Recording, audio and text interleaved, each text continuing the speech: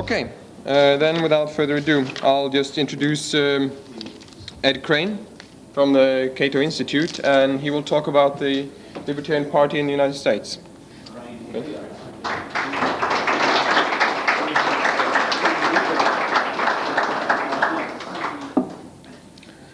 Shows if you have a small enough room and few enough chairs, you can get a good turnout for about anything.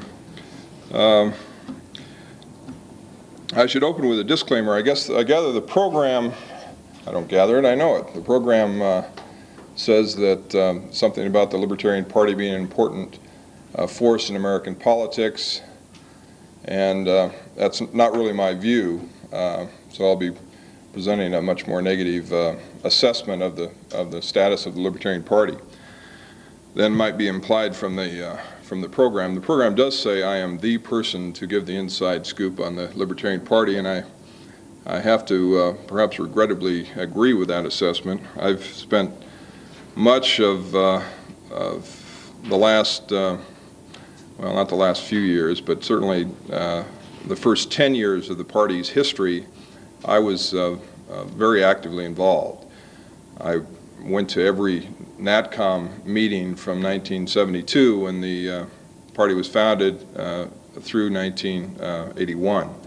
So for the first 10 years of the party, I was pretty actively involved. I was national chairman of the party from 1974 through 77, and I ran Roger Mcbride's presidential campaign in 1976 and Ed Clark's campaign in 1980.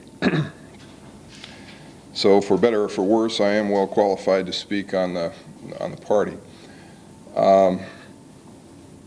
As was mentioned earlier today, there was a split among various groups in 1969 that led to the formation of the activist libertarian movement in the U.S.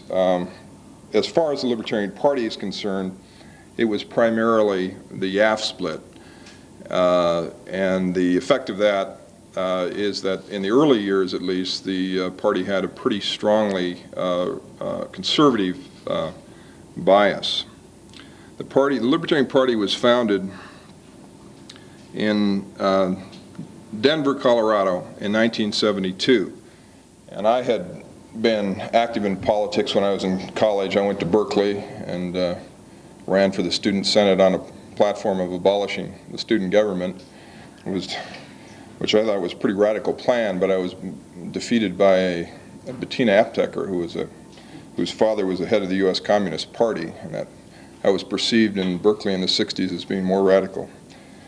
But I had worked for Barry Goldwater in 1964 up through the primary period and became disillusioned with him as he got closer to the nomination, in fact got the nomination, started compromising on his views on Social Security, became more adamant about getting involved in Vietnam, and so I just assumed I would never be involved in politics. And then we got notification in late 71 and early 72 that there was going to be an organizing convention for the Libertarian Party, and I thought, what the heck, I'll go. As a libertarian, I'd always been respectful of the idea that people should be allowed to pursue alternative lifestyles, but until I went to that convention, I wasn't really aware of just how many alternatives there were. It was an interesting group. There were about 85 people there from 13 different states, all sorts of orientations, people who were gold bugs or science fiction freaks or whatever. You didn't see a lot of mainstream America at that convention. Nevertheless, they all had a very strong commitment to individual liberty and were committed to the idea that political change through the two major parties was probably unlikely, at least in the right direction. So I admire those people for having the courage to try to bring the libertarian movement into the real world. Prior to the formation of the Libertarian Party, what passed for the libertarian movement was a ragtag collection of countercultural types who really had no visibility, and their distinguishing characteristic, I think, was a strong alienation toward their own society. And that's an important distinction, I think. It wasn't just an alienation toward government, an anti-government sentiment, but an attitude that there was something wrong with American society, American culture. And as a result, there was very little interest in trying to reach out and trying to change things politically. It was almost as though it was a sellout to try to deal with the real world. And I'm not saying the Libertarian Party got off on that foot, but the original group had that in mind, and after several years, it really was becoming a factor on the American political scene. We nominated in Denver in '72 John Hospers and Tony Nathan. John was, or is, a philosophy professor at the University of Southern California. At the time, he was the department chair, and he made a tremendous sacrifice in running for president. He knew he would this was an unknown party, the 14th largest political party in America. And America's a two-party system, so they were pretty far down the road. And he ultimately lost his chairmanship of the department because of his activities in the party. Tony Nathan was a TV journalist from Eugene, Oregon, and she ultimately became the first woman, the only woman, to receive an electoral college vote in the United States. One of the great trivia questions of all time is, who was the campaign manager for the only woman in history to receive an electoral college vote? Moi.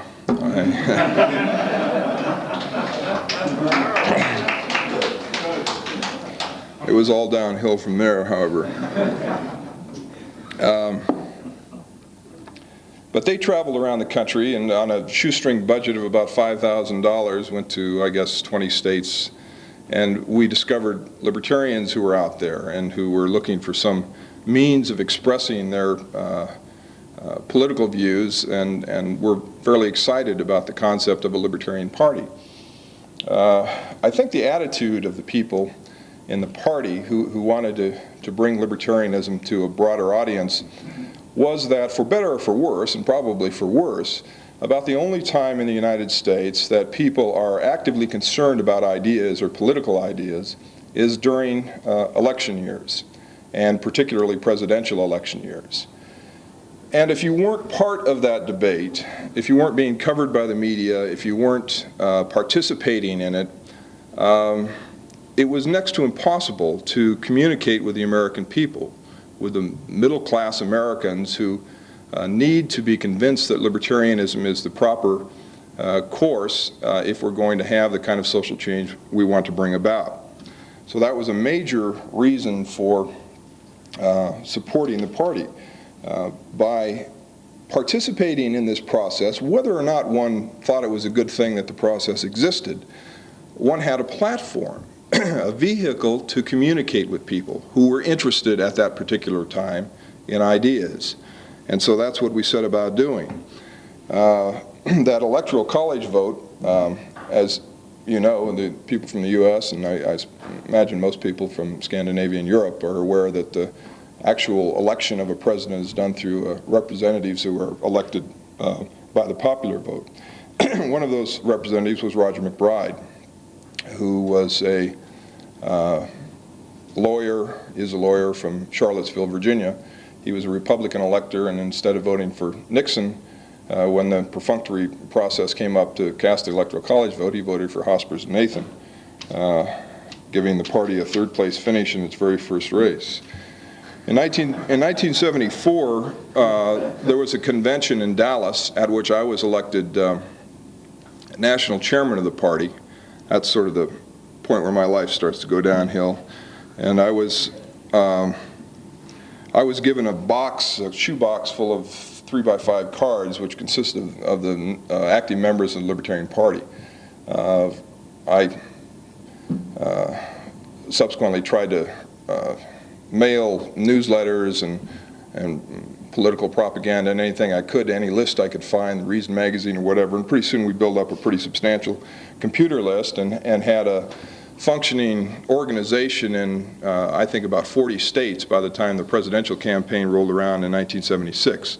Roger Mcbride was rewarded for his electoral college vote in 1975 in New York at a convention of about 500 people was a tremendous air of electricity in that convention in New York, real excitement, a sense that there was enough energy to really change things.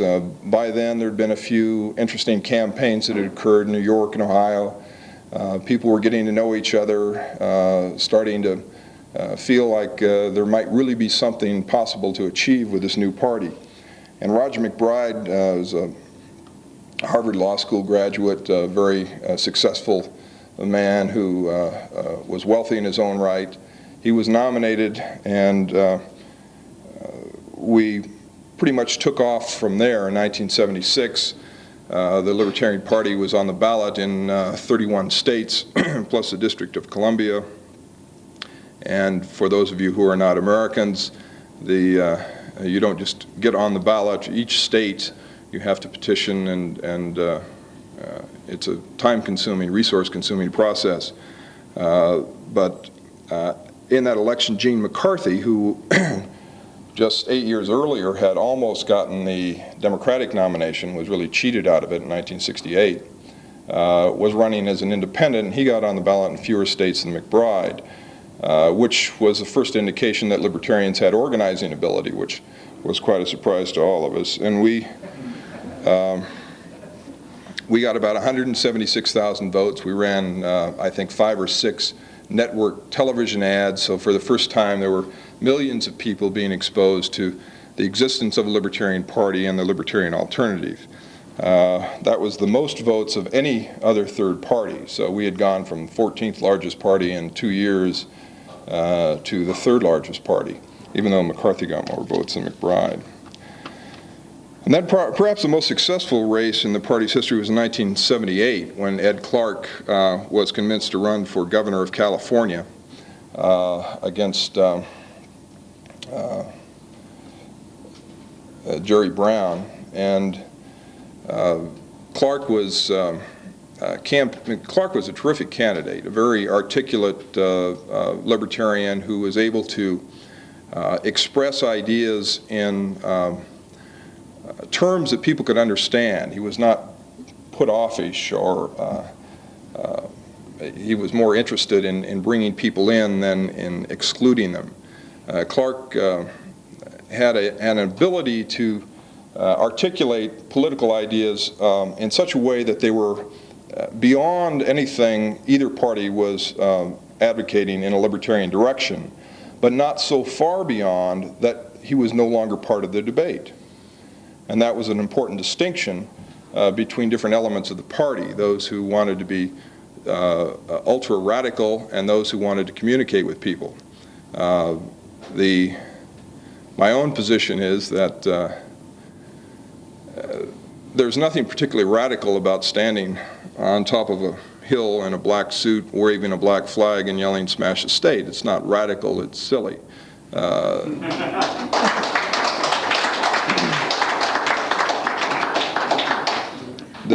The true radical, the true libertarian radical, is the one who's most successful in moving our society toward less government domination. And there must be lots of different paths to pursue, lots of different strategies, but it seems to me that should be the definition of a radical. Clark campaigned throughout the state of California, the largest state in the nation. He received 376,980 votes, as I recall. And that was about 5.5%, nearly 6% of the total vote for governor in the largest state in the country, which was a significant achievement. And there were candidates throughout the state running for state senate and state legislature receiving, on average, 4 to 6% of the vote, which is significant too because it's typically a balance of power vote. So the Libertarian Party was really on the scene. It was growing in other parts of the country as well. But I think that was perhaps the highlight of the party's existence in 1978. That year, Dick Randolph, a libertarian from Alaska, was voted into the Alaska State Legislature, along with another libertarian, the first 2 libertarians ever to be elected to a state legislature, where they had an enormous impact on stopping state spending while they were in office. They also initiated a state initiative to abolish the state income tax, which forced the legislature to do that. They've subsequently passed an initiative just recently, as a matter of fact, that has abolished the state equivalent of the Civil Aeronautics Board in Alaska, much to the chagrin of existing air carriers. But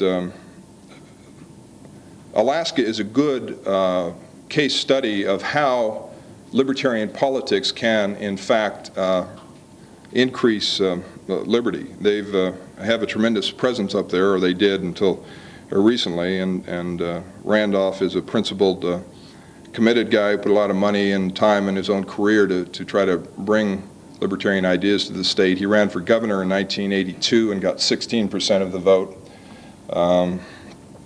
So that was the state probably that had the most success. But in terms of the dynamics of American politics, this Clark for Governor campaign in 1980 was perhaps the most successful. In 1978. In 1979, we had a presidential nominating convention in Los Angeles. Los Angeles, 79 was the year of the convention because of this ballot access requirement. It was important for us to nominate our candidate ahead of time to give us time to get the candidate on the ballot, which was a tremendous advantage to the other parties, the major parties, because of course they didn't have to go through that process. But actually more important than that was the fact that the media wasn't really attuned to a presidential campaign yet in September of 1979. So it was much more difficult to get publicity. In any case, there were some 2,000 people that convened at that convention.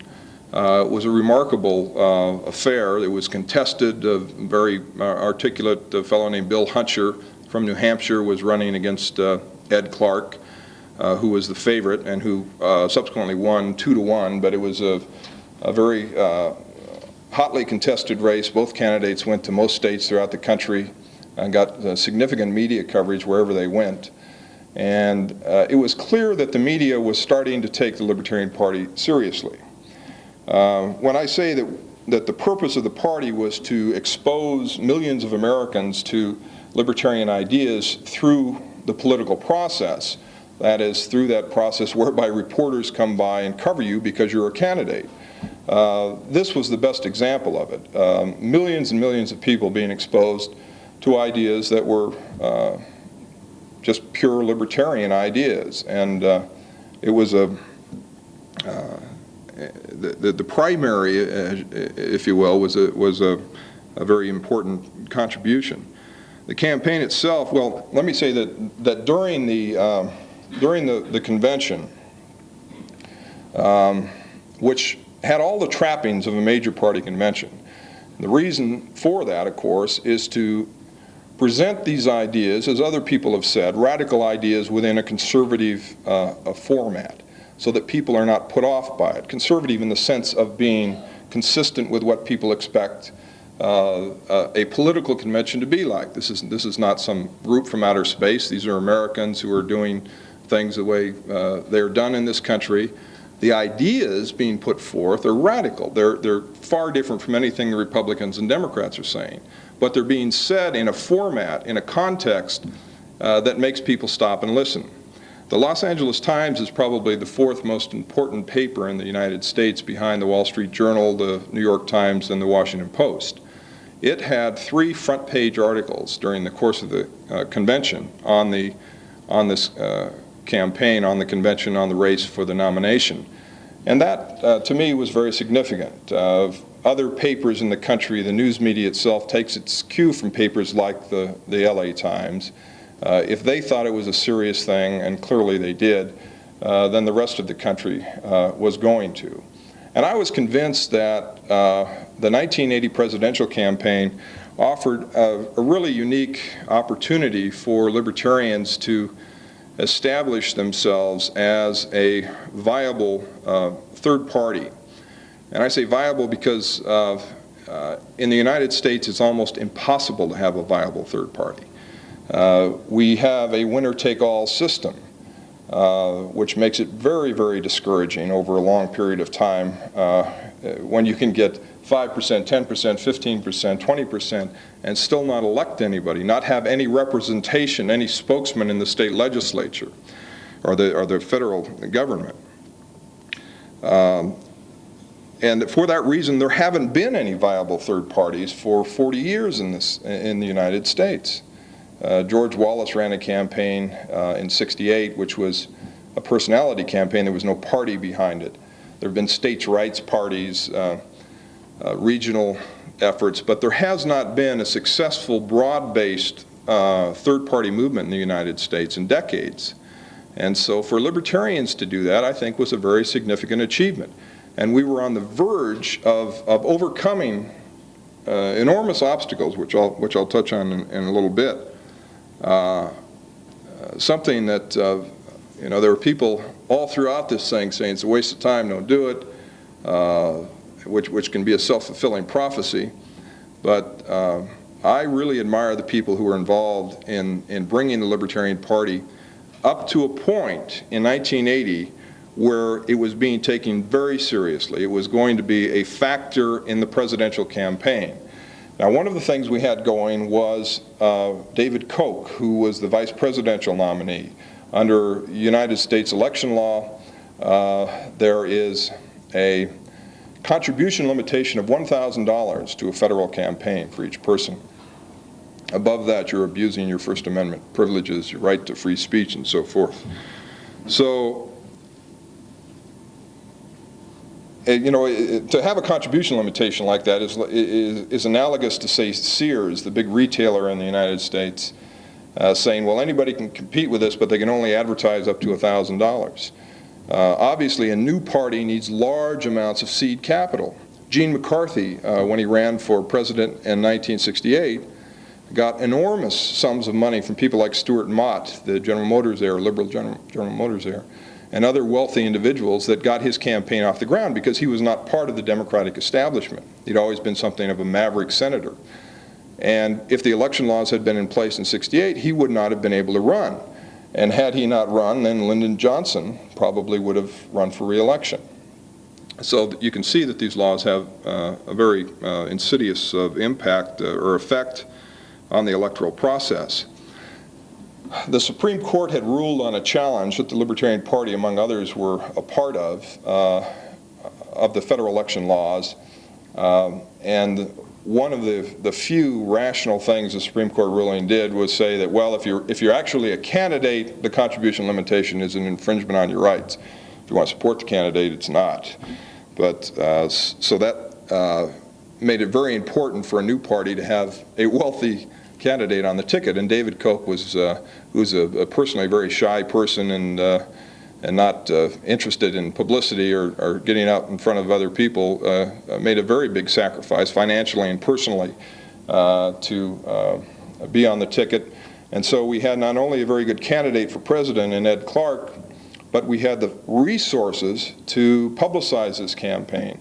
We had, although we probably wish we didn't have it, through previous campaigns, the expertise to get on the ballot, as no other party did. The Socialist Workers' Party, the Socialist Labor Party, the American Independent Party, left and right-wing independent parties have existed in the United States for a long time, but it's only the Libertarian Party that's had any impact in terms of visibility. So we knew from the people that we were going to have working on the campaign that we were going to be on the ballot, we were pretty sure, in all 50 states, which was another first in the last half century in that country.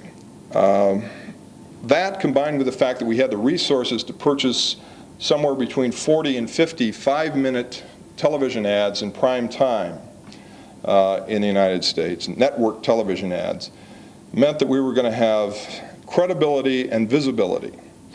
My position was, and there are those who say I was naive to expect this, but there was a tremendous disenchantment with the Reagan-Carter choice in 1980.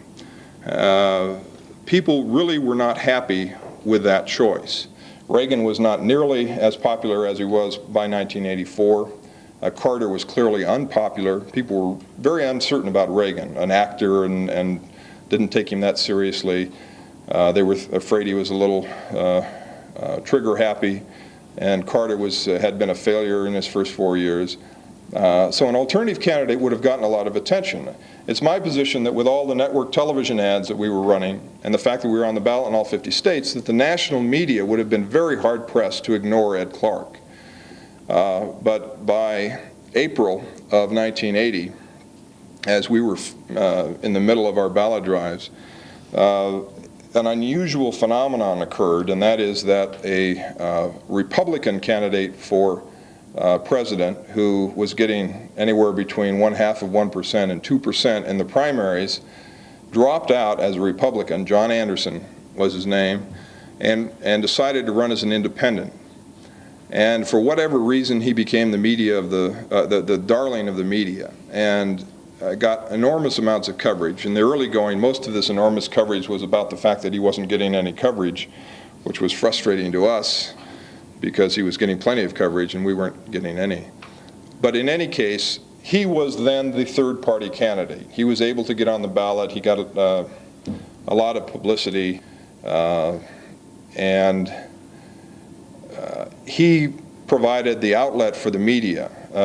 They were covering the alternative that was really required in 1980 because of the enormous frustration on the part of the American electorate. Anderson was a bombastic, pompous, ignorant person who early on, after he'd been through this process of getting on the 50 state ballots and had some reasonably slick television ads and so forth, actually went up in the polls to 25%. Which only reflected the extreme frustration on the part of the electorate. As they got to know Anderson, his percentage went down to ultimately 6% in the election. But in any case, it precluded Clark from getting network television coverage. And in the United States, you can buy ads, which are important, but they don't have the impact if the networks, the three networks, are not covering your campaign. They covered 3 campaigns, which was one more than they usually do. They weren't going to cover a fourth. Bill Moyers on public television had an excellent spot on Clark's foreign policy views. There was a lot of very, very fine local coverage of Clark, and he campaigned tirelessly throughout the country in all 50 states. And it was a superb campaign. There were press releases that went out every day, very professionally written. There were 4 major white papers, one on taxing and spending that would have that proposed reducing the size of the federal government by $200 billion in 1 year, which was and detailed where the cuts would be, which was at that time 1/3 of the federal government. It's only about 20% of the federal government now. Radical tax cuts to balance the budget. There was a white paper on Social Security reform that would have allowed younger people to opt out of Social Security and essentially put that enormous 1/3 of the federal government on a road to privatization. There was a white paper on education that would have created education tax credits to undermine the public school system, a very well thought out proposal. And there was a white paper on foreign policy authored by Earl Ravenel, which was a very eloquent and real-world statement of the case for a non-interventionist foreign policy. These, combined with speeches, major forums throughout the country, gave the Libertarian Party a terrific level of exposure. Libertarianism, through the Libertarian Party, and particularly the Clark campaign, was a recognized, and is to this day, a political alternative. And 10 years ago, it was not. To me, this is an incredible achievement. The idea that there could be a political point of view that combined both a respect for individual rights, a tolerant view on civil liberties, with a laissez-faire approach in economics. That combination of views, much less adding in the non-interventionist foreign policy, that combination of views simply was not part of the game. It was not an alternative in American politics during the 40s, 50s. Well, in part it was during the 40s, but in the 50s, in the 60s and the early part of the 70s, that was just not what one was. One was a conservative or a liberal, but you had a package deal. If you were a conservative, you may have believed in the free market, although there's strong case to be made that most conservatives don't believe in the free market. But you had to believe that it was important to control people's lifestyles and morals and restrict speech and all sorts of anti-civil libertarian positions. If you were a liberal and believed in civil liberties, why part of the package deal was that you had to believe in big government, the New Deal economic programs, redistribution of wealth, and so forth. I think one of the interesting aspects of that dichotomy is that, for the most part, conservatives tend to know more about economics than they think about the implications of their positions on social repression and civil liberties. And liberals tend to think more about civil liberties and not really understand economics. They just sort of go along with these package deals. I think there is an enormous constituency in America that is fiscally free market and on civil liberties issues very libertarian.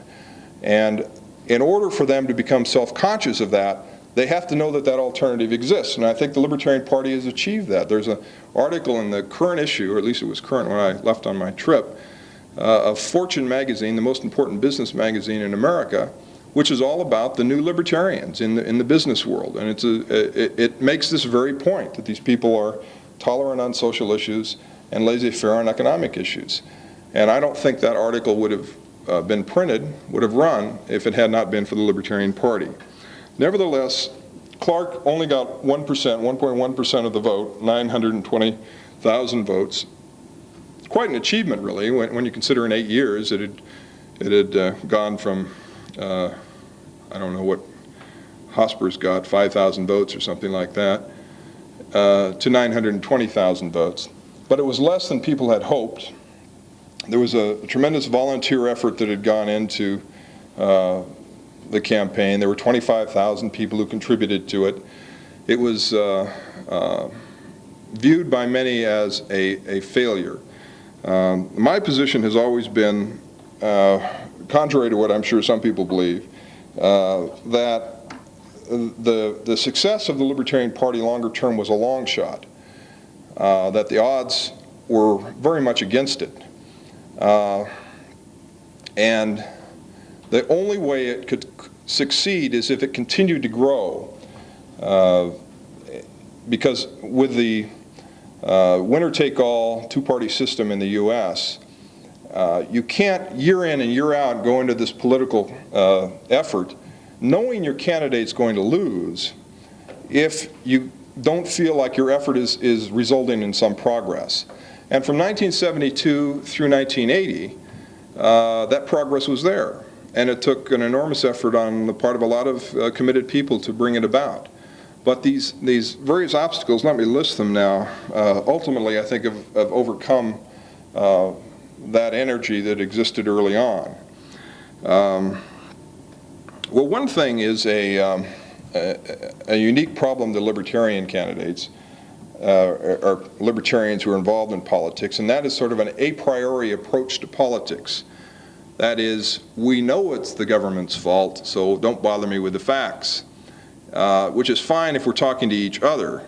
But if you're trying to convince the average voter that our program is correct, you have to understand the history behind existing legislation, the interest groups involved, why they're involved, have a proposal for getting out of it that makes sense to people.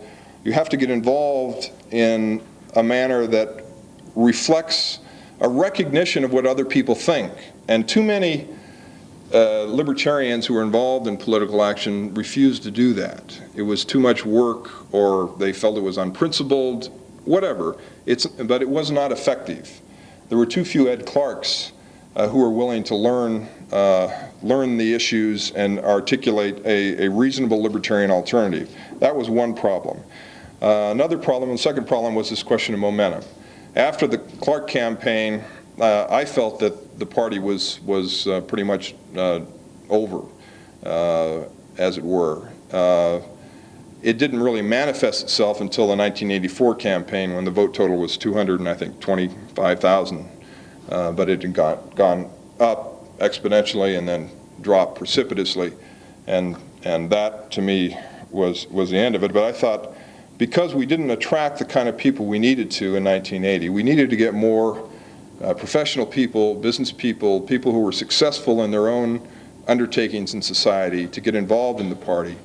They didn't do that, I think, because they didn't see us on the network television, and that led to a situation where the decline started. A third area I mentioned before is this winner-take-all situation. In a parliamentary system, and in a system where there's proportional representation in the legislature, I think the Libertarian Party would have done exceedingly well in the United States. There is a two-party bias in any case. That's another reason people think that the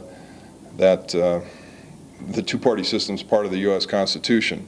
You're brought up in school to, you're indoctrinated with the idea that two-party system is America and multi-party system is the rest of the world and the communists and so forth. Another reason was the Federal Election Campaign Act, onerous reporting requirements, the main thing being the contribution limitation. There's also enormous subsidies to the major parties, but that's not really the issue. The contribution limitation was devastating to any third party, particularly to us. There is a sixth item I cite is the paradox of an ideological party. Because of all these obstacles in the U.S., you almost have to be an ideological party to get people to put in the work to make the party succeed. You have to be committed ideologically to this political party to put up with all these obstacles. At the same time, once you get it off the ground, you cannot be exclusionary. You cannot say, my God, you're wrong on that issue, you're not a libertarian, you can't belong to this party, which is the way a lot of people acted in the Libertarian Party. My view is that the party needed to be a peace and free enterprise party, a party that was in favor of the free market, that was opposed to U.S. intervention around the world, and that was in favor of a strict respect for individual liberty. And there needed to be ways to articulate that on specific issues, but we didn't need to be in a position where we had to list 2,000 specific applications of this, which is what the media always wanted to hear. The other parties didn't have to do that.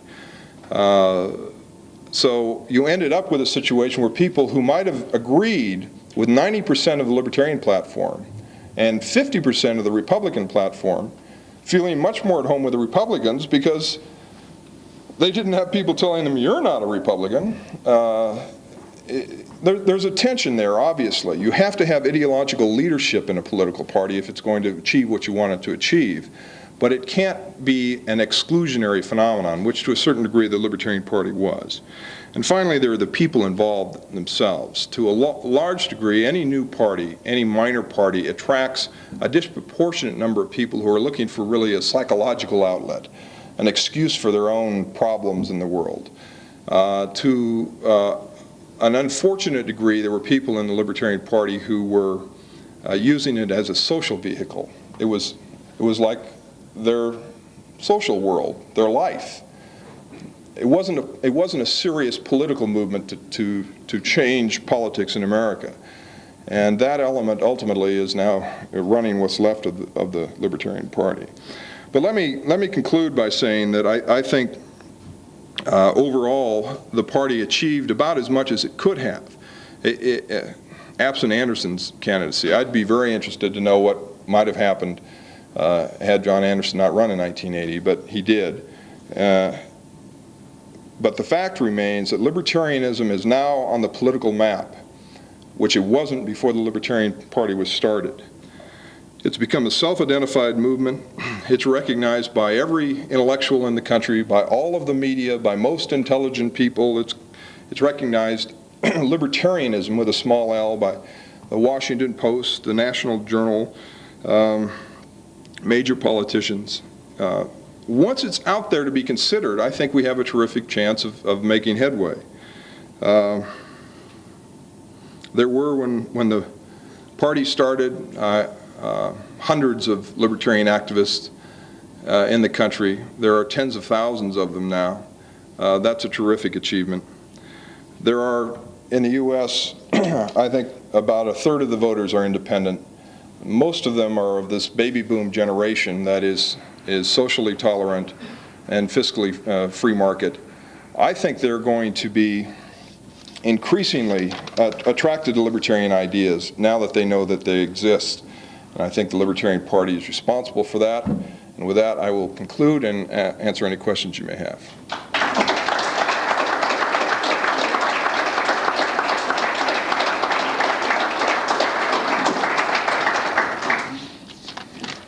In the back? You. I'd like to offer a little revision history for a moment, focusing around the Fortune magazine article. Speak up. Talking about libertarianism in the United States. And the revisionist history would go something like this, that there are an awful lot of libertarians who are doing research for think tanks like the American Enterprise Institute, the Heritage Foundation, and they're paid attention to it, and they're direct advisors of Reagan. Now, Reagan does not take a lot of their advice. However, their policy suggestions, like people who are on a Social Security thing and so forth, are covered by the media, and they're considered in the intellectual community and so forth. They're getting a kind of exposure that they were never getting before Reagan was elected.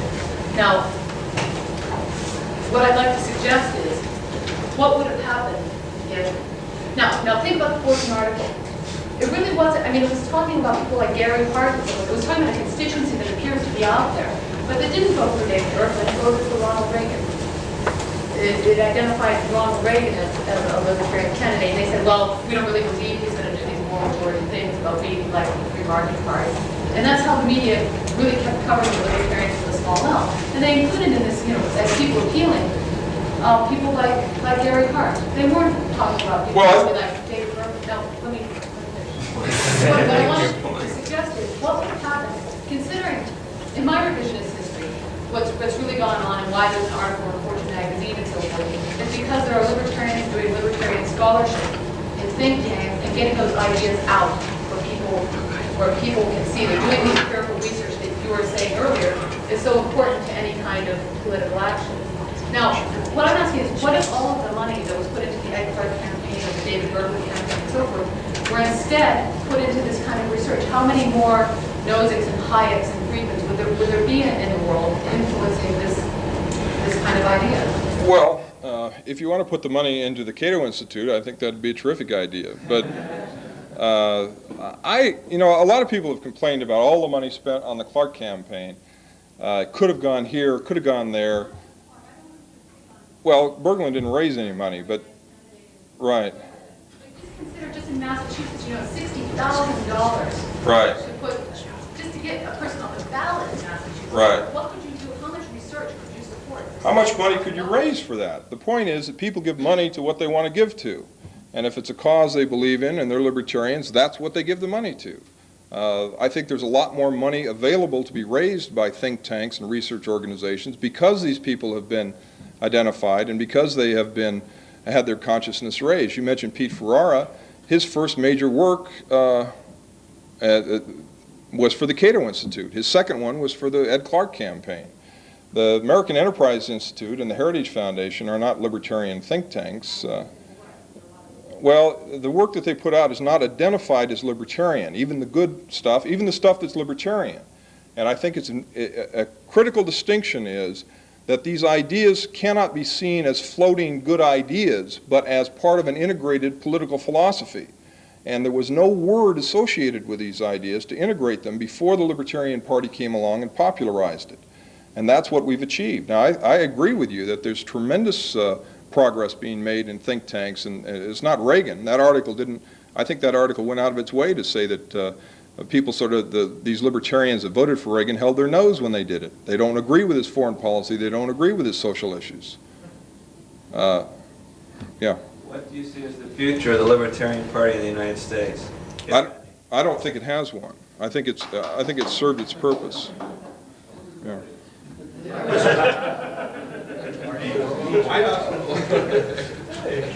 Just because a Libertarian Party as a political force might have declined completely and even disappeared, it does not necessarily mean that libertarians must abandon the political arena. Do you see any chance that one might radicalize one of the other parties, eventually build a wing of the Republican Party where the pressure is going to be very serious, say a socialist faction of the Democratic Party versus a libertarian faction, and eventually with the hopeful growth of the movement as an intellectual alternative, it may even make the Republican Party libertarian? I think that's a distinct possibility. That there, in fact, this Fortune magazine article we keep talking about is really based on this idea that there is this large baby boom vote out there that neither party has been able to attract. And the question is, which party is going to get it? Because it's a plurality in this next election of the American electorate, and it's not closely identified with either party. And I think there's a chance the Republicans could get it. I think there's just as good a chance the Democrats could become a libertarian party in a very broadly defined way, that there is a growing awareness on the part of intelligent Democrats that this special interest phenomenon, big labor, the teachers' unions, all the special interests that they deal with, alienate the American people. If you had somebody like a Senator Bill Bradley, who seems to understand the tax system better than most Republicans and the need to lower taxes, adopt a strongly free market position, I think the Democrats would have a very, very powerful candidate, combining a more socially liberal and less interventionist foreign policy. I think that's the hope, is that if we can get this generation of younger Americans to identify themselves broadly defined as libertarians, and obviously this group, you're always trying to cultivate and radicalize a minority of them. You can't radicalize everyone. But if you can get enough ideological direction from this group and then have it have an influence within either of the major parties, then I think a broadly defined libertarianism could become a major part of either party. I think it's going to be a big influence in American politics, regardless of whether one party or the other claims it. Yes? Isn't there a problem with a party that it's often taken over by personal ambition? I mean, if you've got a party is a very tight organization. And if you want a tight organization as a party, it often results in personal combats. You try to achieve personal ambitions. And I really can't see why the party went down after 1980, because there were in fact 1 million people out there. There were in fact 1 million people out there who agreed with you, but you went down because there wasn't any, you couldn't see that there was any chance that you could get a guy, maybe not a guy elected, but that you could have progress in votes all the time. And that problem, you haven't got that problem when you're working in think tanks or whatever. Then the ideas are definitely the most important things. But in a party, there happens other things happen. You have personal ambition and this winning aim. If you're not winning all the time, people want to be at the winning team. And I think that's the problem with the party. And I think the party would have been destroyed anyway, then at another time. Now it happened in 1980, but I think that if the conditions were those, and they would be later, it would have been destroyed anyway. Well, it may well have been. I wouldn't argue with you that political parties are not the best associations to work in. There's enormous problems, but they are ultimately voluntary associations, and there's no reason why good-thinking people can't make something like that succeed over a long period of time. I think it lasted for quite a long period of time, as it was, and that it really was not a question of continuing to win, but continuing to make progress. And it's just a rational judgment as to how long do you want to work at this thing if you're losing ground. I'm told I've got to cut it off here. Thanks. I'm sorry, it's only 5 minutes. Thank you very much, Ted.